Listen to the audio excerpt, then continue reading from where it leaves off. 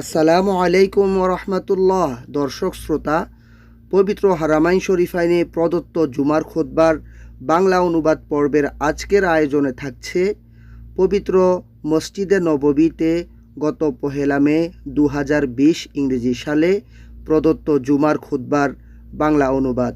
খুতবা প্রদান করেছেন মসজিদে নববীর সম্মানিত খতিব ডক্টর আবদুল্লাহ বিন আব্দুর রহমান আল বুআইজান। আশা করি আজকের আলোচনাটি আপনাদের ভালো লাগবে। সর্বোত্তম বাণী হচ্ছে আল্লাহর বাণী, আর সর্বোত্তম পথ হচ্ছে আমাদের নবী মুহাম্মদ বিন আব্দুল্লাহ সাল্লাল্লাহু আলাইহি সাল্লাম এর পথ, এবং সর্বনিকৃষ্ট কাজ হলো দ্বীনের মাঝে বিদআত করা, আর প্রত্যেক বিদআতই পথভ্রষ্টতা, আর সকল ভ্রষ্টতার পরিণতি জাহান্নাম। আল্লাহর বান্দাগণ, আমি নিজেকে ও আপনাদেরকে তাকওয়া অবলম্বনের ওসিয়ত করছি। এটাই পূর্ব ও পরবর্তী সকলের কাছে আল্লাহর ওসিয়ত। আল্লাহ তাআলা বলেন, তোমাদের আগে যাদেরকে কিতাব দেয়া হয়েছে তাদেরকে এবং তোমাদেরকেও নির্দেশ দিয়েছি যে তোমরা আল্লাহর তাকওয়া অবলম্বন করো। আল্লাহর বান্দাগণ, আল্লাহর আনুগত্য করতে পারাই হচ্ছে বড় সুযোগ ও অর্জন, আর তার সন্তুষ্টি অর্জন হলো সবচেয়ে লাভজনক আয়। জান্নাত কষ্টকর ও অপছন্দনীয় বস্তু দ্বারা বেষ্টিত, আর জাহান্নাম প্রবৃত্তি ও লোভ লালসা দ্বারা বেষ্টিত। কেবলমাত্র কিয়ামতের দিনই আপনাদেরকে আপনাদের কর্মফল পূর্ণ মাত্রায় দেয়া হবে। অতঃপর যাকে জাহান্নাম হতে দূরে রাখা হবে এবং জান্নাতে প্রবেশ করানো হবে, সেই তো সফল কাম। হে রোজাদারগণ, আল্লাহ তাআলা আপনাদেরকে আপনাদের ইবাদত কবুল করুন, আপনাদের অবস্থাকে উন্নত করে দিন। এ মাসে বাকি দিনগুলোতে আরো বেশি ভালো আমল করার তৌফিক দান করুন, এবং সারা জীবন তার ইবাদত ও আনুগত্যের উপর দৃঢ়তা প্রদান করুন। হে মুসলিমগণ, রমজান হচ্ছে ইবাদত ও তওবার মাস, আল্লাহর নৈকট্য অর্জন ও তার কাছে ফিরে আসার মাস, তার প্রতি একাগ্রতা, নম্রতা প্রকাশ ও বেশি বেশি রুকু সেজদা করার মৌসুম, সিয়াম সাধনা ও কিয়ামুল লাইল পালনের মাস, বেশি বেশি সৎকর্ম করা ও অন্যের উপর দয়া করা এবং অধিক হারে কোরআন তেলাওয়াত করার মাস এই রমজান মাস। হে রোজাদারগণ, ব্যক্তির ঈমানের উপর মাকবুল ইবাদতের ব্যাপক প্রভাব রয়েছে। তা অন্তরে যেমন প্রভাব বিস্তার করে, ঠিক তেমনি বাহ্যিকভাবে ব্যক্তির আমল ও দেহের উপরও তার প্রভাব বিস্তার করে। অন্তরের প্রভাব বলতে বিশেষ করে তার নিয়তকে বিশুদ্ধ করা বোঝায়, অন্তরের পবিত্রতা ও তাকওয়া অর্জনকে বোঝায়, এবং সুমহান আল্লাহর জন্য বিনম্র হওয়াকে বোঝায়। বাহ্যিকভাবে ব্যক্তির দেহ ও কর্মকাণ্ডে এর প্রভাব পরিলক্ষিত হয়, যেমন অন্যায় ও হারাম বর্জন করা এবং সৎকর্ম ও ইবাদতে নিজেকে অবিচল রাখা। অতএব সকল কাজের ব্যাপারে আল্লাহকে স্মরণ করুন, কেননা আল্লাহ তাআলা আপনাদের চেহারা দেখবেন না আপনাদের দৈহিক অবস্থাকেও, বরং তিনি দেখবেন আপনাদের অন্তরের নিয়ত ও আমলকে। কতক রোজাদার রয়েছেন যিনি রোজা রেখে পিপাসা, ক্ষুধা ও কষ্ট ছাড়া কিছুই ভাগ্যে তার জুটে না। কতক রাত জেগে নফল ইবাদতকারী ব্যক্তি রয়েছেন যাদের রাত জাগরণ ও কষ্ট ছাড়া আর কিছুই জুটে না। হে মুসলিম সমাজ, এই রমজান মাসেই আল্লাহ তাআলা কুরআন নাজিল করেছেন। এ মর্মে তিনি বলেন, রমজান মাস, এতে কুরআন নাজিল করা হয়েছে মানুষের হেদায়েতের জন্য এবং হেদায়েতের স্পষ্ট নিদর্শন ও সত্য মিথ্যার পার্থক্যকারী রূপে। তিনি আরো বলেন, নিশ্চয়ই আমরা কুরআন নাজিল করেছি লাইলাতুল কদরে, আর আপনাকে কিসে জানাবে লাইলাতুল কদর কি? লাইলাতুল কদর হলো 1000 মাসের চেয়েও শ্রেষ্ঠ। সে রাতে ফেরেশতাগণ ও রূহ সকল সিদ্ধান্ত নিয়ে অবতীর্ণ হন তাদের রবের অনুমতিক্রমে। শান্তিময় সে রাত ফজরের আবির্ভাব হওয়া পর্যন্ত। রমজানের কদরের রাত্রিতে দুনিয়ার আকাশে বাইতুল ইজ্জাতে কোরআন নাজিল হয়। অতঃপর তা দীর্ঘ 23 বছরে বিভিন্ন ঘটনা ও শানে নজুলের ভিত্তিতে প্রয়োজন মাফিক দুনিয়ায় নাজিল করা হয়। ফলে কোরআন নাজিলের মাসে তা তেলাওয়াত করা অন্যতম উত্তম ইবাদত। আর সেজন্যই রাসূল সাল্লাল্লাহু আলাইহি সাল্লাম রমজানে কোরআন তেলাওয়াতের গুরুত্ব দিতেন। তার কাছে প্রতি রাতে জিবরাইল এসে তাকে কোরআনের সবক দিতেন। ইবনে আব্বাস রাদিয়াল্লাহু আনহু হতে বর্ণিত, তিনি বলেন, রাসূল সাল্লাল্লাহু আলাইহি সাল্লাম সর্বাপেক্ষা বেশি দানশীল ছিলেন। তার দানশীলতা বহুগুণ বর্ধিত হতো রমজান মাসে, যখন জিবরাইল তার সঙ্গে সাক্ষাৎ করতেন। আর জিবরাইল আলাইহিস সালাম রমজানের প্রতি রাতে তার সাথে সাক্ষাৎ করে তাকে কোরআনের সবক দিতেন। যখন জিবরাইল রাসূল সাল্লাল্লাহু আলাইহি সাল্লামের সঙ্গে সাক্ষাৎ করতেন, তখন তিনি প্রবাহমান বায়ু অপেক্ষাও অত্যধিক দানশীল হতেন। অতএব হে আল্লাহর বান্দাগণ, আপনাদেরও কোরআন পাঠ করা উচিত। তা সুন্দরভাবে তেলাওয়াত করুন, অর্থ বুঝুন ও অনুধাবন করার চেষ্টা করুন। আব্দুল্লাহ বিন মাসউদ রাদিয়াল্লাহু আনহু হতে বর্ণিত, রাসূল সাল্লাল্লাহু আলাইহি ওয়াসাল্লাম বলেন, যে ব্যক্তি কোরআনের একটি হরফ পাঠ করে তার জন্য বিনিময়ে একটি নেকি দেয়া হয়, আর একটি নেকিকে 10 গুণ বৃদ্ধি করা হয়। আমি বলছি না যে আলিফ লাম মিম একটি হরফ, বরং আলিফ একটি হরফ, লাম একটি হরফ, মিম একটি হরফ। ইমাম তিরমিজি হাদিসটি বর্ণনা করেছেন এবং হাদিসটিকে সহিহ বলেছেন। আব্দুল্লাহ বিন মাসউদ রাদিয়াল্লাহু আনহু হতে বর্ণিত, রাসূল সাল্লাল্লাহু আলাইহি ওয়াসাল্লাম বলেন, কোরআন হচ্ছে আল্লাহ কর্তৃক আহুত দস্তরখানার ন্যায়, অতএব তোমরা তা থেকে সাধ্যমতো জ্ঞানার্জন করো। নিশ্চয়ই এ কোরআন আল্লাহর রজ্জু, সুস্পষ্ট জ্যোতি, কার্যকরী শিফা। যে তা আঁকড়ে থাকে তার জন্য সুরক্ষা, যে তা অনুসরণ করে তার জন্য নাজাতের ওসিলা। এতে কোনো স্ববিরোধী বিষয় বা বক্রতা নেই, তার জৌলুস কখনো ফুরাবার নয়। অধিক তেলাওয়াতের ফলে তা জীর্ণও মনে হয় না। অতএব তোমরা তা তেলাওয়াত করো, কেননা তা তেলাওয়াত করলে এর প্রত্যেকটি হরফের বিনিময়ে আল্লাহ তাআলা 10টি করে নেকি তোমাদেরকে দিবেন। আমি বলছি না যে আলিফ লাম মিম এর বিনিময়ে 10টি, বরং আলিফ লাম মিম এগুলোর প্রত্যেকটির বিনিময়ে 10টি করে নেকি পাওয়া যাবে। ইমাম তাবরানী হাদিসটি বর্ণনা করেছেন। আব্দুল্লাহ বিন আমর রাদিয়াল্লাহু আনহু হতে বর্ণিত, রাসূল সাল্লাল্লাহু আলাইহি ওয়াসাল্লাম বলেন, কিয়ামতের দিন কোরআন অধ্যয়নকারীকে বলা হবে, তুমি কোরআন পাঠ করতে করতে উপরে আরোহণ করতে থাকো। তুমি দুনিয়াতে যেভাবে ধীরে সুস্থে কোরআন পাঠ করতে সেভাবেই পাঠ করো, কেননা জান্নাতের ভিতর তোমার স্থান ঠিক সেখানেই হবে যেখানে তোমার তেলাওয়াতের শেষ আয়াতটি খতম হবে। সুনান তিরমিজিতে রয়েছে হাদিসটি। অতএব হে আল্লাহর বান্দাগণ, আপনারা কোরআন তেলাওয়াত করুন, কোরআন থেকে বিচ্ছিন্ন হবেন না। সাবধান, কোরআন ভুলে যাবেন না, নচেত আফসোস, অপমান ও বঞ্চনার শিকার হতে হবে। আল্লাহ তাআলার কাছে সেসব লোকদের মতো হওয়া থেকে আমরা আশ্রয় প্রার্থনা করছি যাদের কোরআন বিমুখতার ব্যাপারে স্বয়ং রাসূল সাল্লাল্লাহু আলাইহি ওয়াসাল্লাম তার রবের কাছে নালিশ করবেন। আর তখন রাসূল বলবেন, হে আমার রব, আমার সম্প্রদায় তো এ কোরআনকে পরিত্যাজ্য মনে করেছিল। আল্লাহর বান্দাগণ, কোরআনই আল্লাহর জিকিরের সবচেয়ে বড় মাধ্যম। ফলে তা তেলাওয়াত না করার অর্থ দাঁড়ায় আল্লাহর কাছ থেকে মুখ ফিরিয়ে নেওয়া। আল্লাহ তাআলা বলেন, আর যে আমার স্মরণ থেকে বিমুখ থাকবে, নিশ্চয়ই তার জীবনযাপন হবে সংকুচিত এবং আমরা তাকে কিয়ামতের দিন জমায়েত করব অন্ধ অবস্থায়। সে বলবে, হে আমার রব, কেন আমাকে অন্ধ অবস্থায় জমায়েত করলেন, অথচ আমি তো ছিলাম চক্ষুষ্মান। তিনি বলবেন, এরকমই আমাদের নির্দেশনাবলী তোমার কাছে এসেছিল, কিন্তু তুমি তা ছেড়ে দিয়েছিলে এবং সেভাবে আজ তোমাকেও জাহান্নামে ছেড়ে রাখা হবে।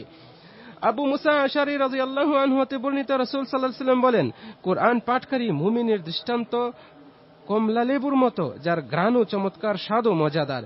যে মুমিন কোরআন পাঠ করে না তার দৃষ্টান্ত খেজুরের মতো, যার কোনো সুঘ্রাণ নেই তবে এর স্বাদ মিষ্টি। আর যে মুনাফিক কোরআন পাঠ করে তার উদাহরণ রাইহানা ফুলের ন্যায়, যার সুঘ্রাণ আছে কিন্তু স্বাদ একেবারেই তিক্ত। যে মুনাফিক কোরআন পাঠ করে না তার উদাহরণ হানজালা ফলের মতো, যার কোনো সুঘ্রাণ নেই, স্বাদও তিক্ত। বুখারী ও মুসলিমের হাদিস।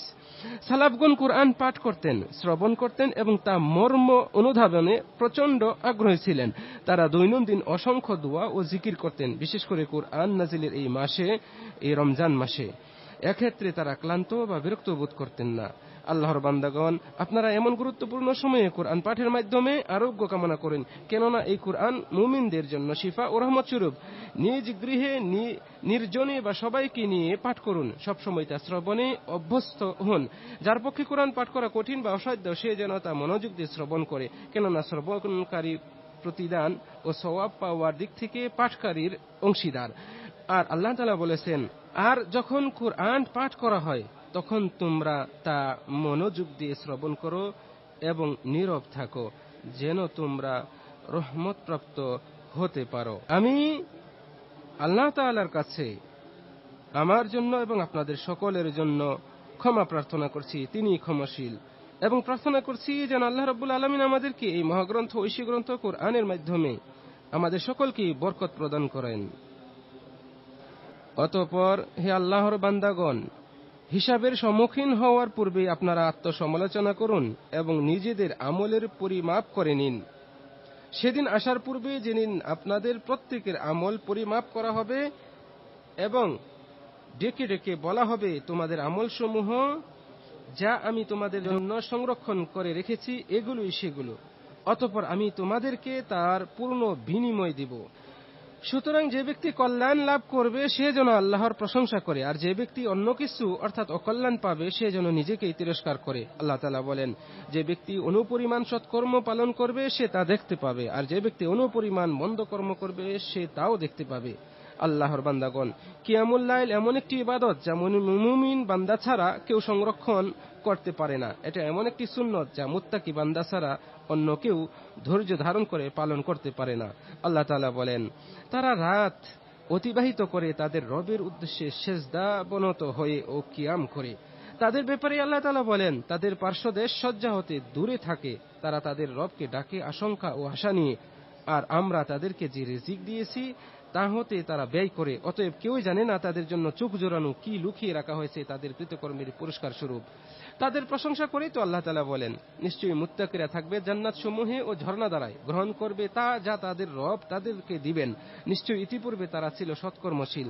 তারা রাতের সামান্য অংশই অতিবাহিত করত নিদ্রায়, আর রাতের শেষ প্রহরে তারা ক্ষমা প্রার্থনা করত।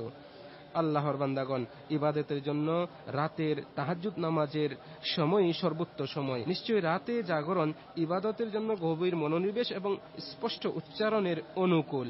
এটা এমন এক সময় যখন আল্লাহ তাআলা দুনিয়ার আকাশে নেমে আসেন এবং বলতে থাকেন, কোনো প্রার্থনাকারী আছে কি যার প্রার্থনা আমি কবুল করব? কোনো ক্ষমা প্রার্থী আছে কি যাকে আমি ক্ষমা করে দেব? কোনো তওবাকারী আছে কি যার তওবা আমি গ্রহণ করব? এটা এমন এক সময় যখন আসমানের দরজাসমূহ খুলে দেওয়া হয় এবং দোয়া কবুল করা হয়। আল্লাহর কালাম কুরআন তেলাওয়াত ও নফল নামাজের মাধ্যমে এই সময়ে মুমিন বান্দারা গুরুত্বপূর্ণ ইবাদত সম্পাদন করতে পারে। বান্দা সেজদারত অবস্থায় তার রবের অধিক নিকটবর্তী হয়। যে ব্যক্তি রাতের বিভিন্ন প্রহরে সেজদাবনত হয়ে ও দাঁড়িয়ে আনুগত্য প্রকাশ করে, আখিরাতকে ভয় করে এবং তার রবের অনুগ্রহ প্রত্যাশা করে, সে কি তার সমান যে তা করে না? হে মুসলমানগণ, রমজানের তারাবির নামাজ হচ্ছে গুরুত্বপূর্ণ নফল নামাজ। এটা সুন্নতে মুআক্কাদা ও সর্বোত্তম নফল নামাজের অন্তর্ভুক্ত। আবু হুরায়রা রাদিয়াল্লাহু আনহু হতে বর্ণিত, রাসূল সাল্লাল্লাহু আলাইহি ওয়াসাল্লাম বলেন, যে ব্যক্তি আল্লাহ তাআলার উপর দৃঢ় বিশ্বাস রেখে সওয়াবের নিয়তে তারাবির নামাজ কিয়ামুল লাইল আদায় করবে, তার পূর্বের সমস্ত সগীরা গুনাহ ক্ষমা করে দেওয়া হবে।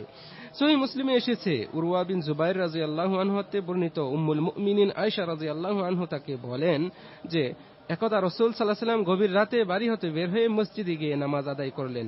অনেক লোকও তার সাথে নামাজ আদায় করল। পরদিন লোকজন এ ব্যাপার নিয়ে আলোচনা করতে লাগলো। ফলে ওই দিন রাতে আরো বেশি লোক একত্রিত হলো। ওই দ্বিতীয় রাতে রাসূল সাল্লাল্লাহু আলাইহি ওয়াসাল্লাম মসজিদে তাদের মাঝে উপস্থিত হলেন। সবাই তার সাথে নামাজ পড়লেন। পরদিনও লোকজন এ ব্যাপার নিয়ে আলোচনা করতে লাগলো। ফলে তৃতীয় রাতে মসজিদে আরো বেশি লোক জমায়েত হলো। তিনি সাল্লাল্লাহু আলাইহি ওয়াসাল্লাম মসজিদে গেলেন, লোকজন তার সাথে নামাজ আদায় করলো। কিন্তু চতুর্থ রাতে লোকসংখ্যা এত বৃদ্ধি পেল যে মসজিদে জায়গা সংকুলান হলো না। এদিকে রাসূল সাল্লাল্লাহু আলাইহি ওয়াসাল্লাম তাদের মাঝে মসজিদে আসলেন না। উপস্থিত লোকজনের মধ্যে কেউ কেউ নামাজ বলে ডাকতে শুরু করলেন, কিন্তু তবু ওই রাতে তিনি আর বাড়ি হতে বের হলেন না। অবশেষে ফজরের নামাজের জন্য বের হলেন। ফজরের নামাজ শেষ করে তিনি লোকজনের দিকে ফিরলেন, তাশাহুদ পড়লেন, অতঃপর বললেন, গতরাতে তোমাদের ব্যাপারটা আমার অজানা নয়, কিন্তু আমি আশঙ্কা করেছিলাম যে রাতের এ নামাজটি তোমাদের জন্য ফরজ করে দেয়া হতে পারে। এমনটি হলে তো তোমরা তা পালন করতে অক্ষম হয়ে পড়বে। তারপর থেকে মানুষজন এ নামাজ একাকী বিক্ষিপ্তভাবে আদায় করতে লাগলো। অবশেষে উমর রাদিয়াল্লাহু আনহু তাদেরকে এক ইমামের পিছনে একত্রিত করলেন। এ মর্মে আব্দুর রহমান বিন আবদ আল কারি হতে বর্ণিত, তিনি বলেন, আমি রমজানের এক রাতে উমর বিন খাত্তাব এর সাথে মসজিদে গিয়ে দেখি যে লোকজন বিক্ষিপ্তভাবে রয়েছে। কেউ একাকী নামাজ আদায় করছে, আবার কেউ নামাজ আদায় করছেন, আর তার ইমামতে একদল লোকও নামাজ আদায় করছে। এই দৃশ্য দেখে উমর রাদিয়াল্লাহু আনহু বলেন, আমার মনে হচ্ছে যদি আমি এই লোকদেরকে একজন কারীর তথা ইমামের পিছনে জমা করে দিই তবে তা উত্তম হবে। এরপরে তিনি উবাই বিন কাব রাদিয়াল্লাহু আনহু এর পিছনে সকলকে জমা করে দিলেন। অতঃপর হে আল্লাহর বান্দাগণ, যে ব্যক্তির পূর্ণ সদিচ্ছা ছিল যে তিনি বাইতুল্লাহ বা মসজিদে নববী অথবা যে কোনো মসজিদে জামাতের সাথে নামাজ আদায় করবেন, কিন্তু কোনো কারণে বাধাপ্রাপ্ত হওয়ার কারণে সেটা সম্ভব না হওয়ায় তিনি যদি তা বাড়িতেই আদায় করেন, নামাজ পড়েন, তবে তিনি পূর্ণ সওয়াব পাবেন ইনশাআল্লাহ। কেননা রাসূল সাল্লাল্লাহু আলাইহি সাল্লাম বলেছেন, আর মানুষ তার নিয়ত অনুযায়ী প্রতিফল পাবে। তিনি আরো বলেছেন, যে ব্যক্তি নেক কাজের ইচ্ছা করে অথচ সম্পাদন করেনি, তার জন্য একটি সওয়াব লিপিবদ্ধ করা হয়। রাসূল সাল্লাল্লাহু আলাইহি সাল্লাম আরো বলেন, যখন বান্দা অসুস্থ হয় বা সফরে থাকে তখন তার জন্য তাই লেখা হয় যা সে সুস্থ অবস্থায় আমল করত। রাসূল সাল্লাল্লাহু আলাইহি সাল্লাম যখন তাবুক যুদ্ধ শেষে মদিনার কাছাকাছি পৌঁছলেন, তখন তিনি বললেন, মদিনায় এমন কিছু সংখ্যক ব্যক্তি রয়েছে যে তোমরা এমন কোনো দূরপথ ভ্রমণ করনি এবং এমন কোনো উপত্যকাও অতিক্রম করনি যেখানে তারা প্রতিদান পাওয়ার ক্ষেত্রে তোমাদের সাথে শরীক ছিল না। সাহাবারা বললেন, হে আল্লাহ রাসূল, তারা তো মদিনায় আছে এখন। তিনি বললেন, হ্যাঁ, তারা মদিনায় রয়েছে, কিন্তু ওজরের কারণে তারা আসতে পারেনি। অতএব আপনারাও সুসংবাদ গ্রহণ করুন, আপনারাও এই সুযোগকে কাজে লাগিয়ে ঘরে অবস্থান করে বেশি বেশি ভালো ইবাদতগুলো করুন। আল্লাহ রাব্বুল আলামিনের নৈকট্য লাভের জন্য বেশি বেশি কুরআন তেলাওয়াত করুন, বেশি বেশি নফল ইবাদত করুন, তাহাজ্জুদের নামাজ পড়ুন, তারাবির নামাজ পড়ুন। রব্বুল আলামিনের কাছে বেশি বেশি জিকির আজকারে আপনাদের সময়গুলোকে, মূল্যবান সময়গুলোকে মূল্যায়ন করুন। আল্লাহ রাব্বুল আলামিন আমাদেরকে তৌফিক দান করুন। وصلى الله وسلم على نبينا محمد وعلى آله وصحبه أجمعين. দর্শক, আজকের আয়োজনটি আপনাদের কেমন লেগেছে কমেন্টে অবশ্যই জানাবেন, এবং ভিডিওটি ভালো লাগলে একটি লাইক দিবেন এবং প্রচারের স্বার্থে বন্ধুদের সাথে অবশ্যই শেয়ার করবেন। আসসালামু আলাইকুম ওয়া রাহমাতুল্লাহ। রোড টু হিজাজ, ঐতিহ্যের সন্ধানে।